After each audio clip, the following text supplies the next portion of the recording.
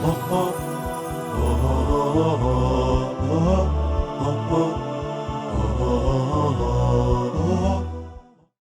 باللہ من الشیطان الرجیم، بسم اللہ الرحمن الرحیم۔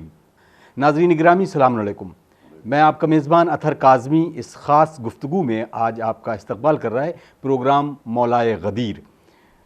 اپنی جانب سے اور اپنی ٹیم کی جانب سے ہم وقت کے امام اجل اللہ تعالیٰ فرجہ شریف کی خدمت میں مبارکباد پیش کرتے ہیں اس مبارک موقع پر جسے عید غدیر کہتے ہیں، عید اکبر بھی کہتے ہیں۔ یقیناً ہمارے لیے یہ ایک ایسا موقع ہے جب ولایت کی بات ہو اور ہمارے چہرے سرشار نظر نہ آئیں، بات ولایت کی ہو اور مومنین کے چہرے نہ کھلے نظر آئیں، ایسا نہیں ہو سکتا۔ آج اس موضوع پر گفتگو کرنے کے لیے ہم نے اسٹوڈیو میں ایک بہت عظیم المرتبہ شخصیت کو مدعو کیا ہے۔ ہم بات کریں گے ولایت کے ان پہلوؤں پر، کس طریقے سے عید غدیر کو عید اکبر کہتے ہیں اور تمام کائنات کے مسلمانوں کے لیے افضل ترین عید کا درجہ یہ عید غدیر ہوا کرتی ہے۔ آئی ناظرین، ہم استقبال کرتے ہیں علی جناب عزت مآب مولانا عباس ارشاد نقوی صاحب قبلہ کا، کہ جو ہمارے ساتھ آج اس موضوع پر ڈسکس کریں گے، اور امید کرتے ہیں ناظرین کہ یہ پروگرام ایک مشعل راہ ہوگا ان لوگوں کے لیے جو ولایت کے پروانے ہیں اور ولایت کو اپنے دل و جگر میں رکھتے ہیں۔ آئیے ہم اس گفتگو کا آغاز کرتے ہیں۔ السلام علیکم۔ علیکم السلام، بہت بہت مبارکباد، اور خاص طور سے آج کا یہ عید کے موقع پر اور خاص ولایت کے اس پس منظر پہ جو ہم گفتگو کرنے جا رہے ہیں۔ بہت مبارک ہو آپ کو بھی۔ بہت پہلا سوال، عید غدیر کی کیفیت جو ہے ہم سنتے آ رہے ہیں علماء سے، خطبہ سے، ذاکرین سے، کس طریقے کا پس منظر ہے اور کیسے تاریخی حیثیت ہے اس کی؟ بسم اللہ الرحمن الرحیم، الحمدللہ الذی وجعلنا من المتمسکین بولایت امیر المومنین علیہ الصلوۃ والسلام۔ میں اول آپ کی خدمت میں بھی اور تمام ناظرین کی خدمت میں اس عید غدیر کی مبارکباد پیش کرتا ہوں۔ اس عید کو عید اکبر کہتے ہیں، اس عید کو عید اہل بیت کہتے ہیں۔ جہاں تک اس کے تاریخی پس منظر کا معاملہ ہے تو جس وقت میدان غدیر میں پیغمبر اسلام صلی اللہ علیہ وآلہ وسلم نے اعلان ولایت جناب امیر المومنین علیہ الصلوۃ والسلام فرمایا اور اپنے طویل خطبے کے بعد مولا کائنات کو اپنے دست مبارک پر بلند کیا اور فرمایا کہ اللہ مولایا و انا مولا المومنین الا من کنت مولا ہو فہذا علی مولا، کہ اللہ میرا مولا ہے، میں مومنین کا مولا ہوں، اور جس کا میں مولا ہوں اس کے یہ علی مولا ہیں۔ اور پھر اپنے ہاتھ بلند فرمائے اور دعا کی کہ پالنے والے اس کو دوست رکھنا جو ان کو دوست رکھے، اس کو دشمن رکھنا جو ان سے دشمنی کرے، اس کی نصرت کرنا جو ان کی نصرت کرے، اس کو عزت دینا جو ان کی عزت کرے، اس کو ذلیل و رسوا کرنا جو ان کی عزت نہ کرے۔ اس کے بعد خود پیغمبر اسلام نے خیمہ آویزہ کرایا تھا، اور اس خیمے کے دو دروازے تھے، ایک داخلے کا دروازہ تھا اور ایک داخل ہونے کے بعد اس خیمے سے باہر جانے یعنی خارجے کا دروازہ تھا، ایگزٹ کا دروازہ تھا۔ اور تمام اصحاب کو، تمام ازواج کو حکم دیا کہ وہ مولا کائنات کو اس اعلان ولایت کی مبارکباد پیش کریں۔ تو جس میدان غدیر میں مولا علی کی ولایت کا اعلان ہوا ہے، جس میدان غدیر میں دین کی تکمیل کا اعلان ہوا ہے، جس میدان غدیر میں اور جس تاریخ میں اتمام نعمت کا اعلان ہوا ہے، اسی میدان غدیر میں یہ عید اکبر ہے، اس کا بھی اعلان ہوا ہے۔ جزاک اللہ، جزاک اللہ۔ سرکار، اب گفتگو کو ہم تھوڑا سا آگے کی طرف لے جائیں۔ یہ آپ نے ایک منظر نامہ پیش کیا غدیر کی اس وادیوں کے حوالے سے جہاں پر ولایت کا اعلان ہو رہا تھا۔ ہم بات کرتے ہیں وہ قرآنی اس حکم کی جس پر قرآن کی آیت نازل ہوئی، تو رسول اللہ صلی اللہ علیہ وسلم نے اس وقت پر کیا اہتمام کیا اور کس طریقے سے جب جبرائیل امین نازل ہوئے؟ تو میں جاننا چاہوں گا اور ناظرین بھی جاننا چاہیں گے کہ کس طریقے سے وہ پس منظر سامنے آیا کہ جب جبرائیل نازل ہوئے، کیونکہ آپ کو خطبہ دینا پڑا۔ تو میں چاہتا ہوں کہ وہ پس منظر بھی ناظرین کی خدمت میں ہو تاکہ عیاں ہو جائے کہ یہ کتنا ضروری تھا اور کتنی اہمیت کا حامل تھا۔ جی، بہت اچھا سوال آپ نے فرمایا ہے۔ دیکھیے، اس عید غدیر یعنی اعلان ولایت جناب امیر المومنین اسلام کی اہمیت کا تعلق صرف میدان غدیر سے نہیں ہے۔ میدان غدیر میں تو اعلان ولایت ہوا ہے۔ آپ نے اہتمام ولایت کے متعلق سوال کیا اور بہترین سوال ہے۔ دیکھیے، یہ اہتمام ولایت اور حکم ولایت کا تعلق بہت قدیم ہے، چنانچہ پیغمبر اسلام صلی اللہ علیہ وآلہ وسلم کو جو معراج ہوئی تھی، جس کے سلسلے میں قرآن میں 15ویں پارے میں اعلان ہو رہا ہے کہ بسم اللہ الرحمن الرحیم سبحان الذی، بے نیاز ہے وہ خدا کہ جو اپنے بندے کو راتوں رات سیر پر لے گیا، تو اس معراج کا مقصد بھی پیغمبر اسلام کو حکم ولایت دینا تھا۔ چنانچہ پیغمبر اسلام جب وہاں تشریف لے گئے تو وہاں بھی مولا کائنات کی ولایت کا اعلان کرنے کے لیے ہی ان کو بلایا گیا تھا۔ اس کے لیے قرآن کی آیات ہیں اور تفسیر قرآن دلیل ہے۔ اس کے بعد جب پیغمبر اسلام معراج سے واپس آئے تو آپ نے واقعات معراج میں اس بات کو بہت خاص طور سے بیان فرمایا، اور تمام فقہا، تمام علماء اس بات کے قائل ہیں کہ معراج کا مقصد بھی حکم ولایت جناب امیر المومنین تھا۔ چنانچہ اس کے بعد پھر جب ذوالعشیرہ کا واقعہ ہوا تو ذوالعشیرہ میں ہی پیغمبر اسلام نے جہاں اللہ کی وحدت و اپنی نبوت کا اعلان کیا، وہیں پر مولا علی کی وصایت اور ان کی ولایت کا بھی اعلان فرمایا ہے۔ چنانچہ یہ حکم تو معراج ہی سے پیغمبر اسلام کو دیا جا چکا تھا، بلکہ قرآن مجید میں جو میثاق کی آیات ہیں، آیات میثاق ہیں، جس میں خداوند عالم نے ذکر فرمایا ہے جناب نوح کا اور جناب ابراہیم کا اور جناب موسیٰ اور جناب عیسیٰ اور خود پیغمبر اسلام کا، تو اس آیت میں واضح طور کے اوپر اعلان ہے کہ ان کو جو اللہ نے شریعت دے کے بھیجا ہے تو ان سے ایک عہد لیا ہے۔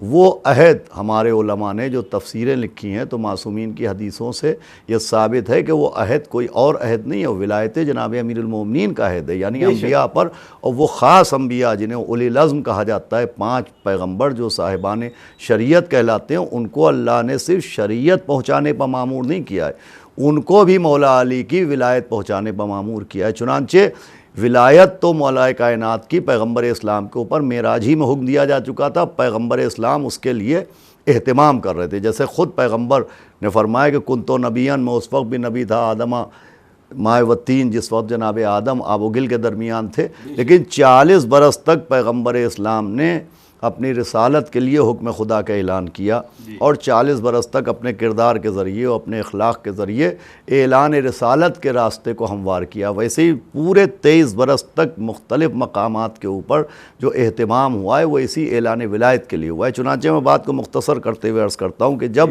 یہ آخری حج میں پیغمبر اسلام تشریف لائے ہیں تو بہت سی آیات پیغمبر اسلام کے اوپر اس سلسلے میں نازل ہوئی کہ آپ اعلان کیجئے، لیکن پیغمبر اسلام نے اس ولایت کی اہمیت دکھانے کے لیے خود پیغمبر نے چاہا کہ بار بار کہا جائے تاکہ ولایت کی اہمیت اور واضح ہو۔ ایسا نہیں کہ معاذ اللہ پیغمبر اسلام خوفزدہ ہو گئے اور پیغمبر اسلام ڈر کے یہ اعلان کرنا نہیں چاہتے تھے، پیغمبر نے خود مصلحتاً اس اعلان ولایت میں تاخیر کی۔ چنانچہ جس وقت پیغمبر اسلام مکے میں تھے اس وقت بھی جبریل حکم لے کے آئے، جب پیغمبر اسلام میدان عرفات میں پہنچے ہیں اس وقت بھی جبریل حکم لے کے آئے، اور مختلف آیات کے ذریعے یہ حکم آتا رہا۔ اب غدیر میں جو حکم نازل ہوا تو اس آیت میں آپ غور کیجئے، بسم اللہ الرحمن الرحیم، یا ایھا الرسول بلغ ما انزل الیک من ربک وان لم تفعل، اگر آپ نے یہ فعل نہ کیا، اگر یہ نہ پہنچایا تو گویا آپ نے کوئی کار رسالت ہی نہیں کیا۔ اب اس کا آخری فقرہ ہے واللہ یعصمک من الناس، کہ اللہ آپ کو انسانوں کے شر سے بچائے گا۔ دیکھیے یہ فقرہ خود اس بات کی دلالت ہے کہ اس اعلان ولایت میں شر و فساد کا خطرہ موجود تھا، اور اسی خطرے کے مد نظر پیغمبر اسلام اس اعلان ولایت میں تاخیر فرما رہے تھے، اور تاخیر اس لیے بھی کر رہے تھے تاکہ یہ شیورٹی آ جائے کہ اللہ اس ولایت کے اعلان کرنے میں حفاظت کا ضامن ہے۔ یعنی ہم لوگوں کو ایک طرح کا یہ بھی پیغام دیا جا رہا تھا کہ تبلیغ ولایت میں یقیناً خوف ہوگا، خطرات ہوں گے، دشمنوں کا شر ہوگا، مگر یہ واحد اعلان ہے جس میں اللہ نے حفاظت کی گارنٹی لی ہے۔ چنانچہ جبریل مکے میں نازل ہوئے، وہ بھی قرآن میں آیت موجود ہے، مدینے میں حکم پیغمبر آیا وہ بھی ہے۔ یہ تو سمجھیے بالکل آخری و حتمی حکم تھا کہ اب اگر آپ نے ذرا سی بھی اس میں تاخیر کی اور اعلان نہ کیا تو گویا کوئی بھی کار رسالت انجام نہیں دیا۔ یہ اس کا پس منظر ہے۔ اب پس منظر جیسے ہم ولایت کی بات کر رہے ہیں تو سرکار یہ ولایت کا جو ایک منصب ہے، عہدہ ہے، جو منصوب من اللہ کہتے ہیں اس کو، اور اللہ کی طرف سے بھیجا ہوا، تو اس کو کتنی ہم ضرورت مانیں، اور کیا اس کو ہم عالم اسلام کے لیے ضرورت مانیں؟ ولایت کا جو پہلو ہے اس کو کیسے ہم ڈسکرائب کریں گے؟ دیکھیے بہت اچھا سوال یہ بھی آپ نے فرمایا کہ ولایت کا مسئلہ صرف عقیدت یا محبت کا مسئلہ نہیں ہے، بلکہ ولایت کائنات کی ضرورت کا نام ہے۔ صرف عقیدت کا نام نہیں، صرف محبت کا نام نہیں۔ مثال کے طور پہ جیسے پانی، تو پانی جو پیا جاتا ہے تو پانی عقیدتاً یا محبتاً نہیں پیا جاتا ہے، پانی نیسیسٹی ہے، نیسیسٹی آف لائف ہے، ضرورت حیات ہے۔ آکسیجن جو ہم سانس لے رہے ہیں تو ہمیں کوئی ہوا سے عقیدت یا محبت نہیں ہے، وہ ضرورت کی وجہ سے وہ بھی الگ بات ہے، لیکن اصلاً جو سانس لی جاتی ہے، جو آکسیجن انہیل کی جاتی ہے، وہ بھی نیسیسٹی آف لائف ہے، ضرورت حیات ہے۔ تو جیسے پانی اور آکسیجن حیات کی ضرورت ہے، ویسے ہی مولا کائنات کی ولایت کائنات کی ضرورت ہے۔ جزاک اللہ ضرورت ہے، اتنی ضرورت ہے کہ خود اللہ نے سورہ مائدہ کی اس آیت غدیر میں اعلان کیا کہ وَإِن لَمْ تَفْعَلْ، کہ اگر آپ نے یہ نہ کیا فَمَا بَلَّغْتَ رِسَالَتَهُ، تو رسالت کا کوئی کام ہی انجام نہیں دیا۔ خود یہ فقرہ ہی دلالت کر رہا ہے کہ مولا علی کی ولایت کا اعلان عقیدت سے تعلق نہیں رکھتا ہے، محبت سے تعلق نہیں رکھتا ہے، ضرورت ہے۔ اگر یہ نہ کیا تو کچھ نہ۔ اب دیکھیں جب یہ اعلان کر دیا تو اب کیا ضرورت ہے؟ آیت نازل ہوئی بسم اللہ الرحمن الرحیم الیوم اکملت لکم دینکم، کہ ہم نے آج دین کو مکمل کیا۔ اعلان ولایت کے پہلے نبی کو اس لہجے میں حکم ولایت دینا، حکم اعلان دینا، اور اس آیت کے نازل ہونے کے بعد، اعلان ولایت کے بعد اس آیت کا نازل ہونا کہ الیوم اکملت لکم دینکم، کہ آج ہم نے اپنے دین کو کامل کر دیا۔ یہ خود اس بات کی دلیل ہے کہ مولا علی کی ولایت صرف دیداروں کی محبت کا نام نہیں ہے، خود تکمیل دین کی ضرورت کا نام ہے، کہ جب تک اعلان ولایت نہیں ہوگا، مولا علی کی ولایت کا اقرار نہیں ہوگا، دین مکمل نہیں ہوگا۔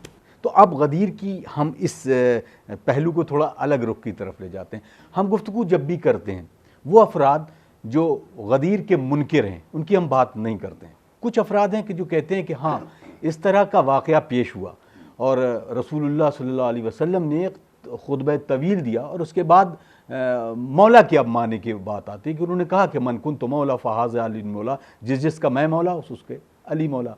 تو اب اس کا جو مفہوم ہے وہ ایک دوست کے طور پر ہے، ہم اس کو اس ولایت سے تشبیہ نہیں دے سکتے کہ جس طریقے کی ولایت اللہ کی ولایت ہوتی ہے اور رسول اللہ کی۔ تو میں جاننا چاہوں گا کہ اس ولایت کو اس ولایت کے طور پر کیسے دیکھا جائے کہ جو اس طریقے کی جو آیت ہے جو ہمارے لیے یہ اشارہ کر رہی ہے کہ یا ایھا الذین آمنوا اطیعوا اللہ واطیعوا الرسول واولی الامر منکم۔ تو اب اس اولو الامر کی زاویے سے اگر دیکھیں تو اس ولایت کو ہم اللہ اور رسول اللہ کی ولایت سے کیسے سامنے رکھ کے اس کو دیکھ سکتے ہیں؟ دیکھیے، آپ جو فرمانا چاہ رہے ہیں اس کا مقصد یہ ہے کہ بھئی جو افراد کہتے ہیں صاحب مولا کے معنی دوست کے ہوں، مولا کے معنی غلام کے ہیں، وہ اس معنی ولایت کو یعنی لفظ مولا کو بہت ہی ہلکا کرنا چاہتے ہیں، اور وہ یہ تاثر دینا چاہتے ہیں کہ اس کا کوئی دینی تعلق یا مذہبی تعلق نہیں ہے۔ یہ پیغمبر اسلام نے معاذ اللہ ایک گڑھی ہوئی روایت پیش کی جاتی ہے کہ معاذ اللہ مولا کائنات کی کچھ لوگوں نے شکایت کی تھی، یمن والوں نے، اور اس شکایت کی وجہ سے پیغمبر نے اعلان کیا۔ تو بھئی یہ اگر خالی غدیر میں یہ اعلان ہوا ہوتا کہ ھذا علی مولا، کہ یہ علی مولا ہے، تب تو مولا کی تشریح و تعویل کچھ بھی کی جا سکتی تھی، لیکن نبی بھی ظاہر سی بات ہے اللہ کے حکم سے کر رہے ہیں، وہ بولتے ہی نہیں جب تک وحی نہ ہو۔ خود اللہ کو علم تھا، خود نبی کو علم تھا کہ اس لفظ کے معنی تبدیل ہوں گے، لہٰذا خطبہ کہاں سے شروع ہوا؟ اللہ مولایا وَأَنَا مَوْلَى الْمُؤْمِنِينَ عَلَى مَنْ كُنْتُ مَوْلَاهُ فَهَذَا عَلِيٌّ مولا۔ یہ لفظ مولا صرف مولا علی کے لیے نہیں آیا، نبی نے اپنے لیے بھی استعمال کیا، اللہ کے لیے بھی استعمال کیا۔ تو اب جو لوگ کہتے ہیں مولا کے یہ معنی ہے، مولا کے وہ معنی ہے، تو اب جو بھی مولا کا ترجمہ کیا جائے گا تو وہ فہذا علی مولا کے بعد نہیں کیا جائے گا، اللہ مولا سے کیا جائے گا۔ جس معنی میں اللہ مولا ہے، جس معنی میں نبی مولا ہے، اسی معنی میں مولا علی مولا ہے۔ اب یہاں پر مجھے خطیب الایمان طاہر جوہری صاحب کی تقریر کا ایک بہت خوبصورت سا جملہ یاد آتا ہے کہ انہوں نے ایک تقریر میں کہا تھا کہ بھئی مولا کے 52,000 معنی ہوں گے، ہمیں مولا کے معنی آپ نہ بتائیے، آپ یہ بتائیے بخن کا کیا مطلب ہے۔ سبحان اللہ سبحان اللہ۔ بھئی یہ بھی ثابت ہے تاریخ سے، بھئی طبرانی میں اور سوائق محرقہ میں اور شہر حدید معتزلی شہر نہج البلاغہ میں، یعنی اہل سنت حضرات کی بے پناہ کتابوں میں واقع غدیر موجود ہے۔ یہ بھی موجود ہے کہ نبی نے اعلان ولایت کیا، اس کے بعد جب آپ اترے تو تمام صحابہ نے بخن بخن کہہ کے مولا علی کو مبارکباد پیش کی۔ تو خطیب الایمان مرحوم نے فرمایا تھا کہ بخن کا کیا مطلب ہے؟ بھئی مولا کا کیا مطلب ہے یہ نہ بتائیے، بخن کا کیا مطلب ہے؟ تو بخن کا تو ایک ہی مطلب ہے مبارکباد، مبارک ہو۔ تو اب مولا کے کیا معنی ہیں، یہ بخن کے معنی ہے، سمجھیے۔ مبارکباد دی گئی، مبارکباد ہمیشہ ترقی پہ ہوتی ہے، کبھی تنزلی پہ نہیں ہوتی، کبھی جمود پہ نہیں ہوتی۔ تو صحابہ کا بخن کہنا خود اس بات کی دلیل ہے کہ ان کی نگاہوں میں مولا علی کو کوئی عہدہ ملا تھا تبھی مبارکباد دی تھی، کوئی ترقی ہوئی تھی۔ حالانکہ ہمارا عقیدہ تو یہ ہے کہ بھئی غدیر میں مولا علی نبی، مولا بنائے نہیں گئے ہیں، اعلان ولایت ہوا ہے، نبی نے بتایا ہے، بنایا نہیں ہے۔ جب سے نبی ہیں تب سے مولا علی ولی ہیں، لیکن صحابہ کا بخن کہنا خود اس بات کی دلیل ہے کہ ان کی مبارکباد اس بات پہ دلالت کر رہی کہ ان کی نظروں میں مولا علی کی ترقی ہوئی ہے۔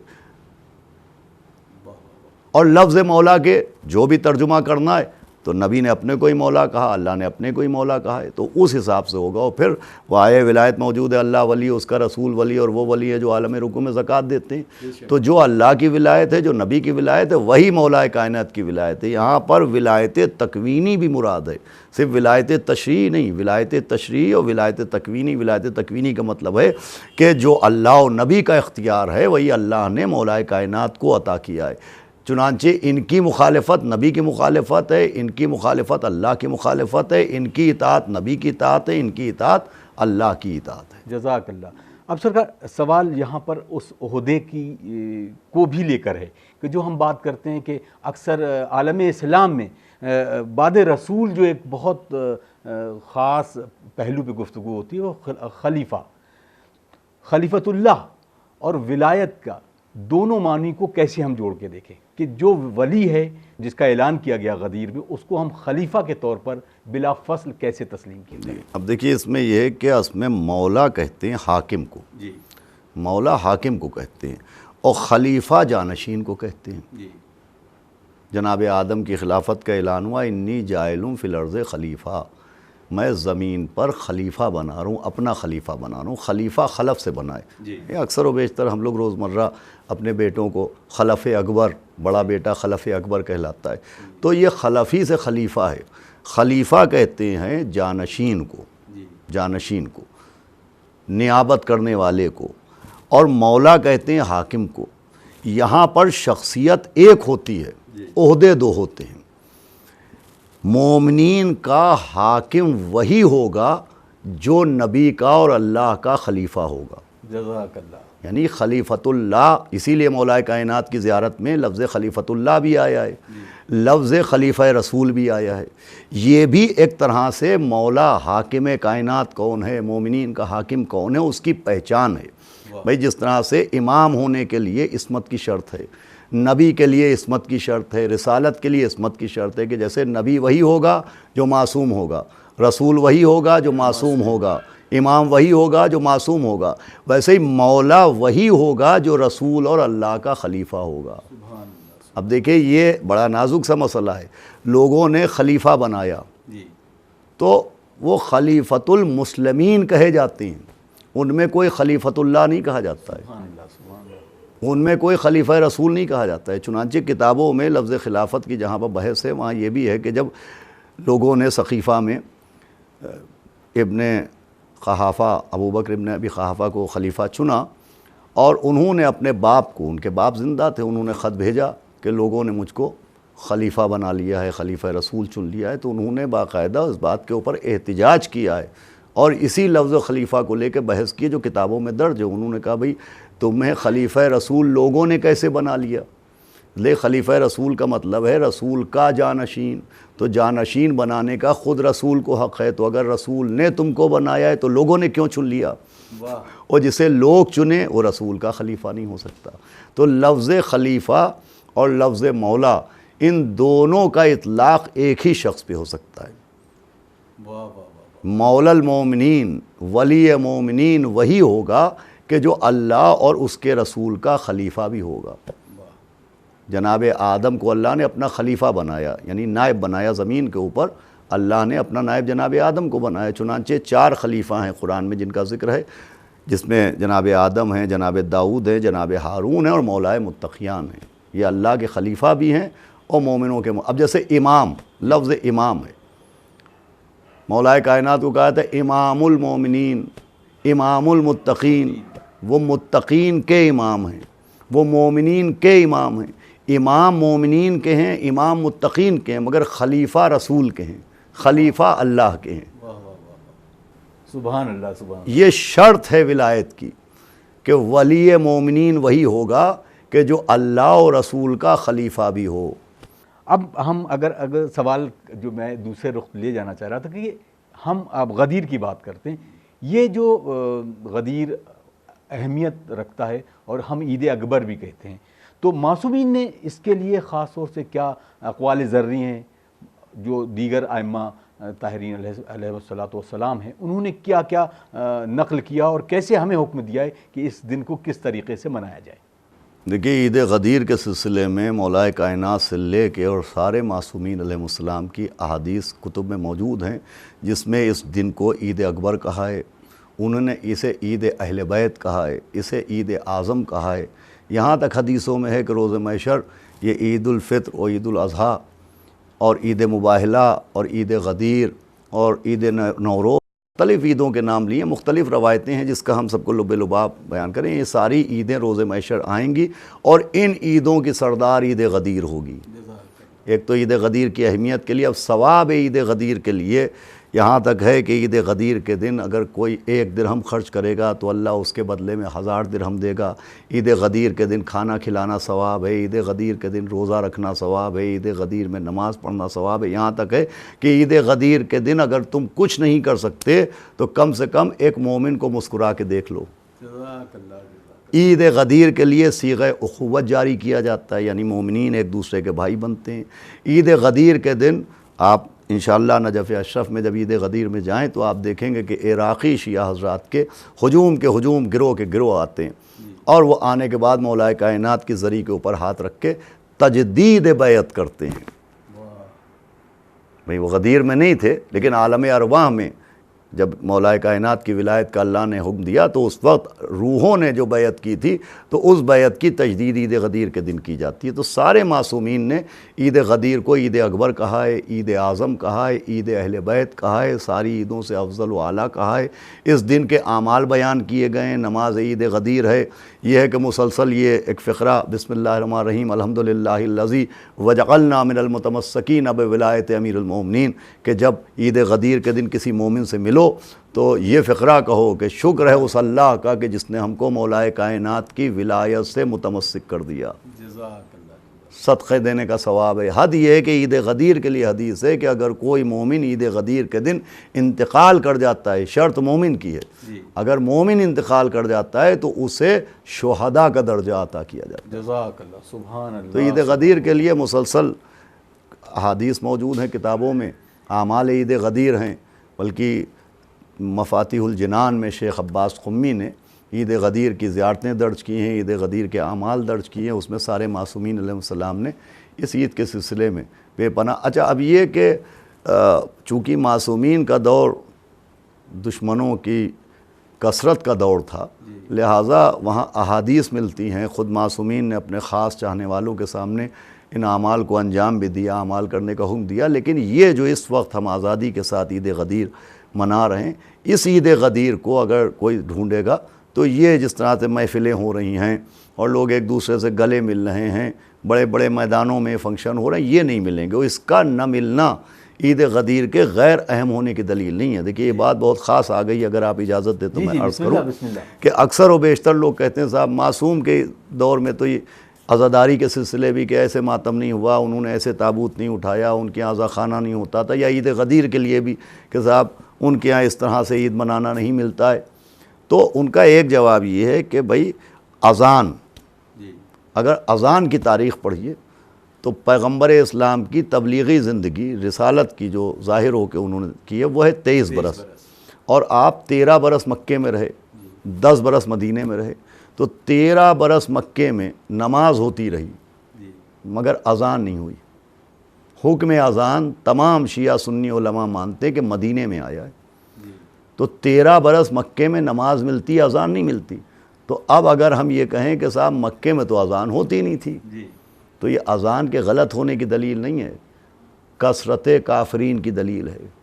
تو جیسے مکے میں اذان کا نہ ملنا اذان کے غیر اہم یا غلط ہونے کی دلیل نہیں ہے، کثرت کافرین کی دلیل ہے، ویسے ہی دور معصومین میں ان رسموں کا، ان طریقوں کا نہ ملنا، عزاداری کی اس طرح سے جو شکل ہے اس شکل کا نہ ملنا، عید غدیر جو اس شان سے منائی جا رہی اس شان سے نہ منانا ملنا، اس کے غلط ہونے کی دلیل نہیں ہے، کثرت منافقین کی دلیل ہے۔ جزاک اللہ، جزاک اللہ۔ بہت سے احکام ایسے ہیں، بہت سے احکام ہیں جو مکے میں نہیں تھے، مدینے میں ہوئے۔ مثال کے طور پر تمام علماء اس بات کو تسلیم کرتے ہیں، خود علماء نے کتابوں میں لکھا ہے کہ جو 17 رکعت نماز ہے یہ مکے میں 17 نہیں تھی، مکے میں 11 رکعت تھی، مدینے میں رکعت میں اضافہ ہوا۔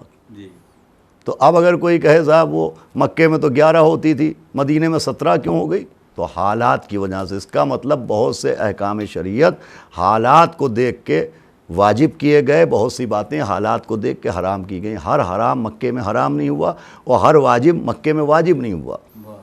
تو وہی مسئلہ جو ہمارے سماج میں ہے کہ بہت سی باتیں معصومین کے دور میں اس لیے کھلے عام نہیں ہوئیں کہ منافقین کا دور تھا، لیکن اب آزادی ہے لہٰذا اس کی مناہی بھی نہیں ہے۔ دیکھیں سب سے بڑی چیز یہ ہے کہ فقہ میں یہ ایک بالکل طے شدہ اصول ہے کہ جب تک کسی چیز کی مناہی نہ ہو، نہیں وارد نہ ہوئی ہو، اس کو حرام نہ کہا گیا، اس کو حرام نہیں کہا جا سکتا۔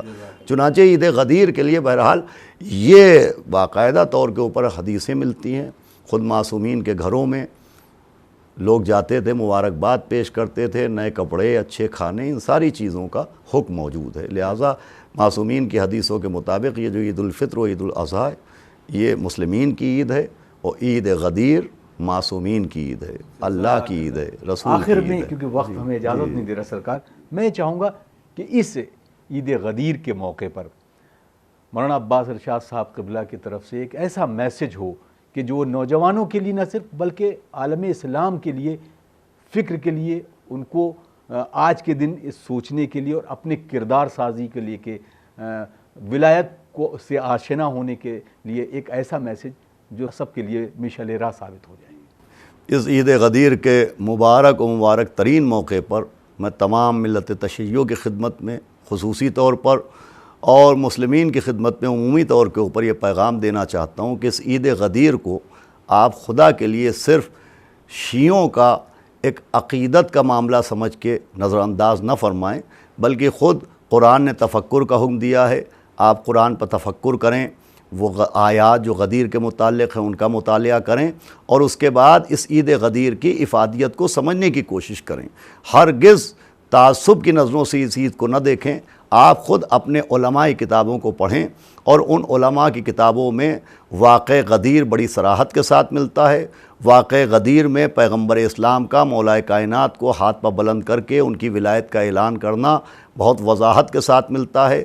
3 دن میدان غدیر میں اصحاب و ازواج کا مولا کائنات کو مولا کہہ کے مبارکباد دینا صراحت کے ساتھ ملتا ہے، اور پیغمبر اسلام کا ایک جملہ ملتا ہے۔ وہ جملہ یہ ہے کہ پیغمبر اسلام نے یہ اعلان ولایت کرنے کے بعد ایک جملہ فرمایا تھا کہ حاضرین پر واجب ہے کہ وہ یہ پیغام غائبین تک پہنچا دیں، یعنی جو لوگ موجود ہیں ان تک پہنچا دیں جو موجود نہیں ہیں۔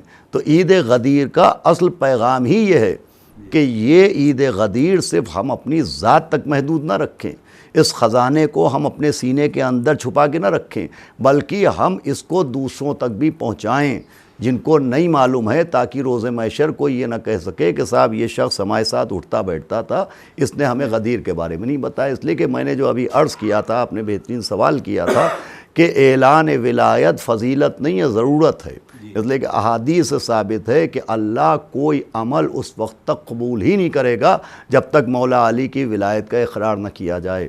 روز محشر جگہ جگہ کے اوپر روکا جائے گا، ان سے سوال کیا جائے گا۔ چنانچہ 1 منٹ میں اجازت چاہتا ہوں کہ پیغمبر اسلام کے عید غدیر کے جو خطبے کا ایک فقرہ ہے وہ میں آپ کی خدمت پہ پیش کرنا چاہتا ہوں، اور یہ خطبہ طبرانی، علامہ طبرانی بہت بڑے عالم اہل سنت ہیں جن کی صحت پر محدثین کا اتفاق و اجماع ہے۔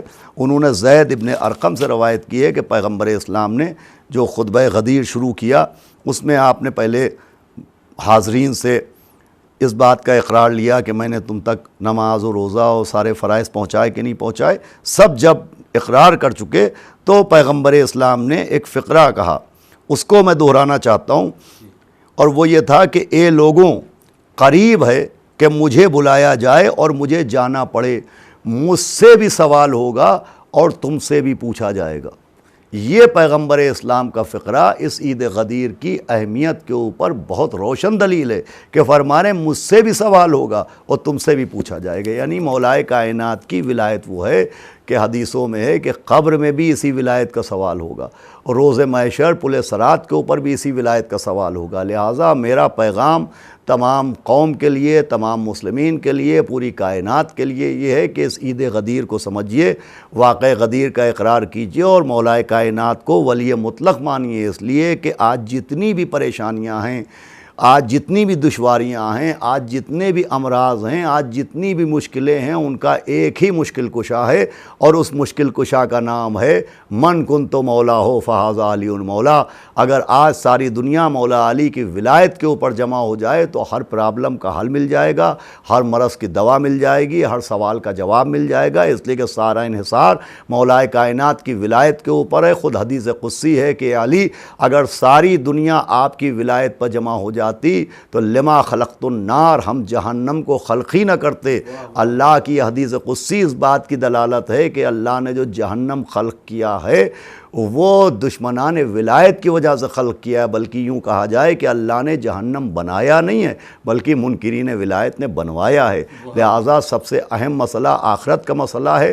میرا پیغام یہ ہے کہ یہ دنیا چند روزہ ہے، یہاں آج ہم ہیں کل نہیں رہیں گے، لیکن آخرت کے لیے اگر ہم چاہتے ہیں کہ ہماری آخرت بخیر ہو تو اس آخرت کے لیے اس اقرار ولایت سے وابستگی ضروری ہے۔ اٹھتے بیٹھتے مولا علی کو ولی مطلق ماننا ضروری ہے، اور خود آپ بھی اس کو مانیے اور اس کو دوسروں تک بھی پہنچائیے، اس لیے کہ پیغمبر اسلام کا حکم ہے کہ حاضرین پر واجب ہے کہ وہ غائبین تک پہنچائیں، اور یہ پہنچانا ہماری شیعت کی علامت نہیں ہے، ہماری سخاوت کی علامت ہے۔ اگر ہم چاہتے تو اس عید غدیر کو بند کمروں میں بھی کرتے، لیکن اس عید غدیر کا اس طریقے سے اہتمام ہونا، آج اس چینل کے اوپر اطہر کاظمی صاحب کا اس کے سلسلے میں سوالات کرنا اور اس پروگرام کا نشر ہونا خود اس بات کی دلیل ہے کہ ہم اکیلے جنت نہیں جانا چاہتے ہیں، ہم سب کو ساتھ میں لے کے جنت جانا چاہتے ہیں۔ جزاک اللہ، جزاک اللہ۔ ناظرین، یقیناً ایک ایسی نورانی گفتگو، جی تو یہ چاہ رہا تھا کہ گفتگو چلتی رہے، ہم سوال کرتے رہیں اور آغاز کے جواب دیتے رہیں۔ جب ولایت کی بات ہوتی ہے، جیسا کہ میں نے عرض کیا کہ چہرے خود بخود سرشار ہو جاتے ہیں اور مسکراہٹیں لبوں پر آ جاتی ہیں۔ مولا کائنات علی ابن ابی طالب علیہ السلام کی اس یوم ولایت کے موقع پر ایک بار پھر میں اپنے صمیم قلب سے آپ تمام ناظرین کی خدمت میں مبارکباد پیش کرتا ہوں، اور اس دعا کے ساتھ آپ سے رخصت چاہتا ہوں کہ پھر اسی پروگرام کو آگے جاری رکھیں گے، کسی اور مہمان کے ساتھ پروگرام ہوگا مولا غدیر۔ ہمیں دیجیے اجازت۔ السلام علیکم ورحمۃ اللہ وبرکاتہ۔